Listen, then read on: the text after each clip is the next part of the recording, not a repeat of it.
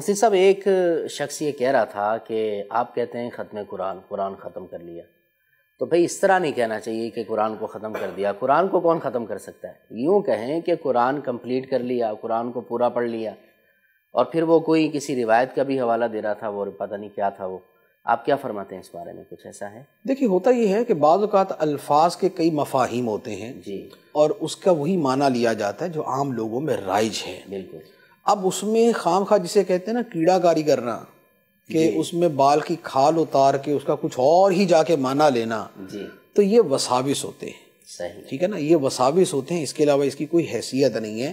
اب آپ یہ دیکھیں کہ آپ عرب دنیا میں چلے جائیں، آپ پاکستان، ہندوستان، بنگلہ دیش چلے جائیں، یا آپ دنیا کے کسی خطے میں چلے جائیں، آپ کو جو قرآن پاک چھپا ہوا ملے گا نا، اس کے سب سے آخر میں لکھا ہوتا ہے دعاء ختم القرآن۔ بالکل، ٹھیک ہے، تو لہذا یہ دعائے ختم قرآن جو ہے، یہ یوں کہہ لیں کہ پوری دنیا میں لکھی ہوئی رائج ہے۔ صحیح۔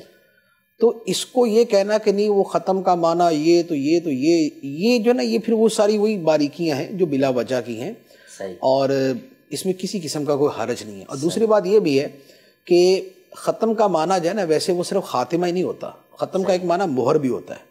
اچھا، اس کا مطلب یہ ہوا کہ جیسے کوئی شے جب مکمل ہو جاتی ہے تو فائنل سٹیمپ لگا دی جاتی ہے، صحیح، کہ یہ مکمل ہو گئی۔ ماشاء اللہ۔ تو اب اگر ختم قرآن کا لفظ بولتا ہی ہے اور آپ کو اس کے معنی میں کوئی ایسی دقت نظر آ رہی ہے، تو آپ اس کا دوسرا معنی لے لیں، صحیح، کہ ختم قرآن کا مطلب یہ ہوا کہ گویا یہ اس کی تلاوت مکمل ہو کے اس پہ مہر لگی کہ یہ اب اس کا کام کمپلیٹ ہو چکا، تو یہ وہی کمپلیشن والی بات ہوگی۔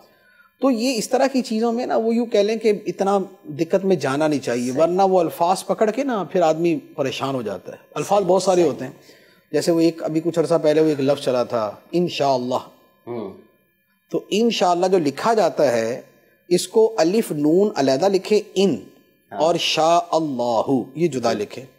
اچھا، اب لوگوں میں رائج ہے کہ وہ انشاءاللہ یوں بھی لکھتے ہیں، الف نون شین، نون اور شین کو اکٹھا لکھ دیتے ہیں۔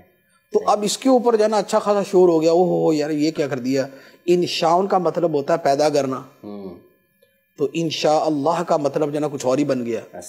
حالانکہ انشاء کا مطلب پیدا کرنا بھی ہو تب بھی اسے کو فرق نہیں پڑا۔ ٹھیک ہے، اللہ نے مخلوق کو پیدا کیا، کیا اس کے اندر یعنی کہ فعل ہے۔ عربی زبان میں فعل کی نسبت فاعل کی طرف بھی ہوتی ہے، مفعول کی طرف بھی ہوتی ہے۔ انشاء الخلق کا مطلب ہے مخلوق کو بنانا، اور انشاء اللہ کا مطلب ہے اللہ کا مخلوق کو بنانا۔ تو فعل کی نسبت فاعل کی طرف بھی ہو سکتی ہے، مفعول کی طرف بھی ہو سکتی ہے۔ تو یہ تھوڑا سا یوں کہہ لیں کہ بس وہ پھر تھوڑا سا بندہ جب زیادہ اس طرح کی چیزوں میں پڑتا ہے نا، تو پھر وہ زیادہ گہرائی میں اتر جاتا ہے۔ اس کے اندر اتنا جانا نہیں چاہیے۔